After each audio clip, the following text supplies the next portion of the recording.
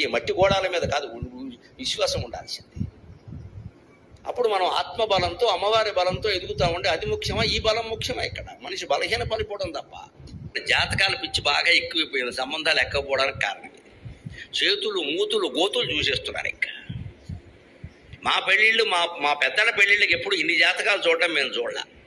అంతే, వదిలించి తగ్గించుకోవడమేనండి దాన్ని. ఎంతసేపు ఇది? ఇప్పుడు మీకు మాది కుజ దోషం, అజ దోషం, మొత్తం పుట్టుకే దోషం. ఎక్కడ అక్కడి నుంచి నక్షత్రాలు, ఇది కుదరదు అది కుదరదు, ఎన్ని రకాలు పెట్టుకుంటున్నారో సెంటిమెంట్లు. ఇంకా పెంచేవాళ్ళు పెంచేస్తున్నారు. ఇంకా పోనీ దోషం ఉన్నవాడు దోషం ఊరుకుంటాడు, అక్కడికి వెళ్ళి పూజ చేయించమంటాడు. నాకు అర్థం కాదు, అంత పెద్ద గ్రహ దోషం ఈ పూజతో పోతుందా?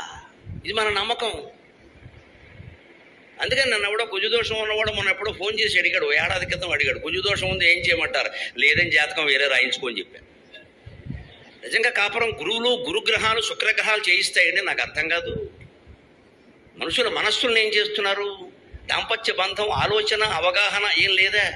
గ్రహాలు కాపురం చేయిస్తాయా? ఇక్కడ మొత్తం గ్రహాలన్నీ మన కోసమే ఇక్కడ కూర్చున్నట్టు, ఇక్కడ పనే లేదు వాటికి. ఇంకా అవి అనంత కోటి బ్రహ్మాండంలో భాగంగా తిరుగుతూ ఉన్నాయి. అందులోంచి కొన్ని కిరణాలు నీ మీద పడతాయి. నీ మీద ఉండే ప్రభావం ఎంతయా? మన మనస్సును మనం పరిశీలించుకోవడం మానేసి, ఆ మనస్సులో కనుక భగవన్నామాన్ని మరవకుండా ఉంటే యథవగ్రహాలన్నీ అమ్మవారి కాళ్ళ ముందు గోడిక్కాయలండి. ఇవన్నీ ఇక్కడ గోడిక్కాయలు లెక్క. ఆవిడ ఆడుకుంటుంది గోడికాయలతో. అనేక కోటి బ్రహ్మాండ జననీ దివ్య విగ్రహ ఆదిశక్తి రమేయాత్మ పరమ భావనాకృతి. ఎందుకు చదువుతున్నాడు? నామాలు నమ్మకం లేరు ఎప్పుడు. అనేక కోటి బ్రహ్మాండ జననీ అని మనమే చెబుతాడు. గురుదోషం శుక్రదోషం గడిది గుడ్డు దోషం. అమ్మవారి పాదాలు పట్టుకో, మొత్తం దోషాలు పోతాయి. తాటంక జుగళీభూత తపనోడుపమండల. ఒక చెవి సూర్యమండలమా, ఇంకో చెవికమ్మ చంద్రమండలమా? సూర్యుడు చంద్రుడు మించిన గ్రహాలు ఉన్నారా? మనకెందుకండి ఈ గోల? మొత్తం కమ్మేస్తున్నారు. కోట్ల వ్యాపారం జరుగుతుందమ్మా. నాకు చాలా బాధగా ఉంది. ఆశ్చర్యకరమైన విషయం ఏంటంటే, సరిగ్గా 3 రోజుల క్రితం ఆదివారం నాడు 2 పత్రికల పుస్తకాలు మాకు వచ్చాయి.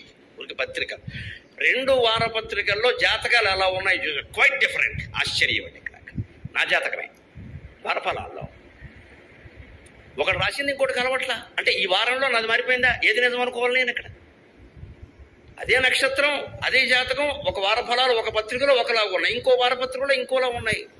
వీరు ప్రసిద్ధులే, వారు ప్రసిద్ధులే. ఏమైపోయిందండి? ఎంత విచిత్రమైన మాయ జరుగుతుందమ్మా జాతకాల పేరు మీద, వాస్తుల పేరు మీద. మనసులు పాడు చేసేస్తున్నారే. ఆత్మబలాన్ని నమ్ముకోండి, దయచేసి అమ్మవారి బలాన్ని నమ్ముకోండి. మిగిలిన వాటన్నిటిని వదిలేయండి. సుఖంగా ఉంటాం, సుఖంగా ఉంటాం.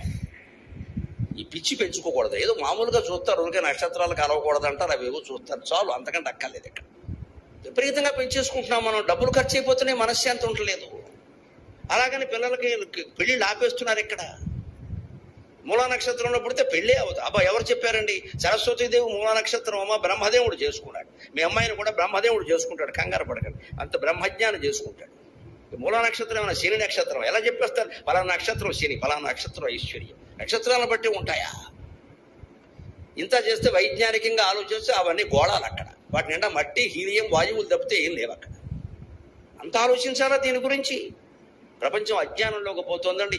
ఇది హిందూ ధర్మం కాదు, దయచేసి గ్రహించండి. ఉపనిషత్ ధర్మాన్ని మనం పాటించాలి. అసలైన పరమాత్మను నవ్వుకోవాలి. ఈ గ్రహాల్ని గోడిక్కాయల్ని కదా. ఇక్కడ ఇవన్నీ వెంటనే ఆవిడ చక్రం తిప్పేస్తుంది. ఇలాగా మనం తలుచుకున్న శ్రీమాత్రే నమః అనే మంత్రాన్ని మానకుండా, ఏ భేదము లేకుండా అందరూ మనస్సులో చెప్పిస్తే అన్ని దోషాలు పోతాయి. మొత్తం ఎవ్రీథింగ్ ఈజ్ ఆల్ రైట్. ఆవిడ ఎలా అనుకుంటే చదరంగంలో పావులు మార్చినట్టే మార్చేస్తుంది. నీకు కుజు దోషం ఏంట్రా, గాడిద గుడ్డు, కుజుడు నేను కనిపించాను, నువ్వు అని చెప్తుంది. అంతే. భగవంతుడి మీద అచంచలమైన విశ్వాసం ఉండాలి.